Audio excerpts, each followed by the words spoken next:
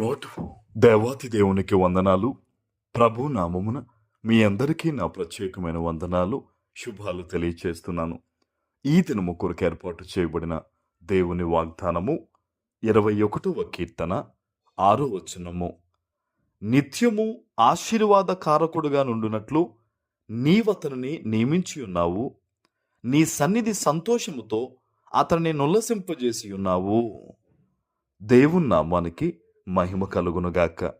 ఈ ఉదయకాల సమయంలో సర్వ సృష్టికర్త అయిన నీ తండ్రి నిన్ను ప్రేమించి గొప్ప వాగ్దానాన్ని నీకు అందిస్తూ ఉన్నారు. హల్లెలూయా.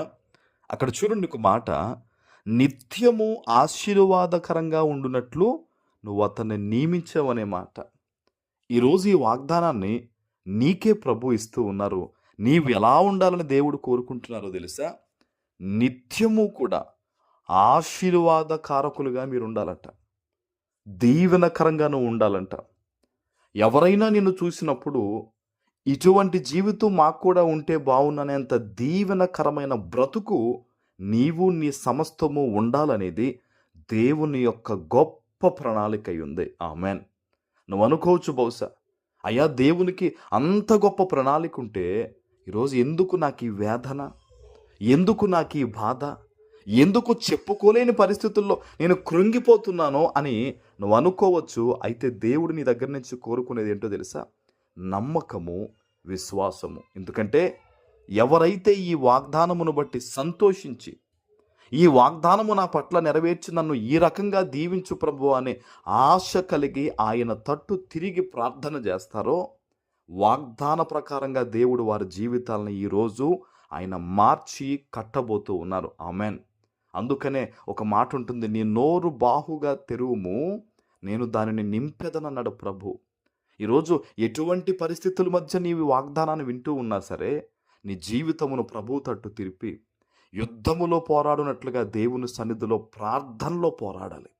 అపవాది నిన్ను ఎంత గాయపరుస్తున్నా, బలహీనపరుస్తున్నా, ప్రార్థనలోకి వెళ్లకుండా వాడు నీ మనసును విరిచివేయాలని నీ సొంత వారితోనే కఠినమైన మాటలు మాట్లాడిస్తున్నా సరే, అయ్యా నన్ను దీవించయ్యా, ఇదిగో నేను ఆశీర్వాదంగా ఉంటాను, ఇదిగో నా భర్త, నా భార్య, నా బిడ్డలు, నా సమస్తము మేము ఎల్లప్పుడూ దీవెనకరంగా ఉంటాము అని నీవు పలుకుతావో, ప్రార్థన చేస్తావో, వాగ్దానాన్ని ఎత్తిపెట్టి దేవుణ్ణి గోజాడతావో, నీ జీవితము అనేక మందికి ఆశీర్వాదకరంగా ఉంటావు. ఆమెన్.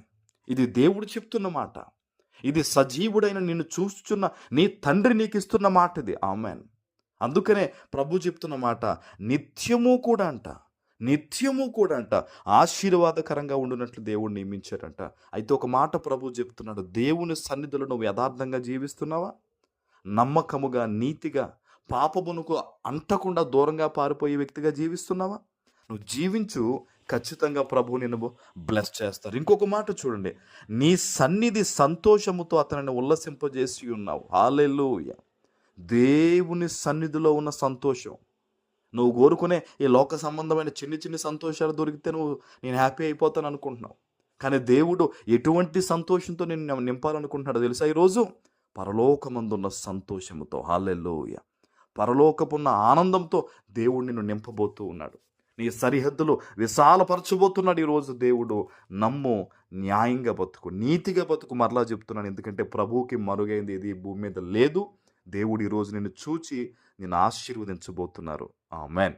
ప్రార్థన చేసుకుందాం. పరిశుద్ధుడు అయిన మా తండ్రి, మీకు వందనాలు.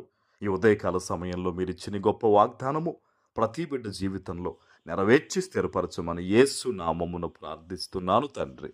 ఆమెన్.